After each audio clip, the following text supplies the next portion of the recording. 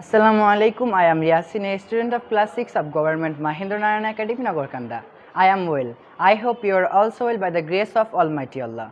I am here to say something about my loving country. At first, I congratulate your honorable decision for arranging such a program and giving me chance for saying something about my loving country.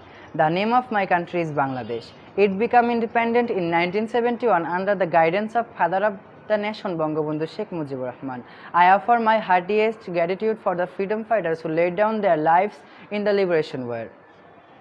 It is a small country of 1,47,570 square kilometers and her population are 160 millions. Bangladesh is an agriculture country, so most of her population are farmers. They grow rice, jute and sugarcane. Besides, there are businessmen, fishermen, porters, weavers, doctors, engineers and so on. People of different religion live here in peace beside each other.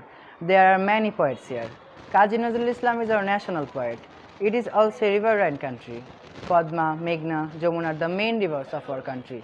We have a mangrove forest called Sundarban.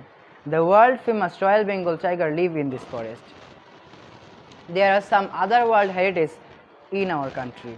Among them, Cox's Bazar Sea Beach, Saint Martin Island and Kuakata Sea Beach are memorable.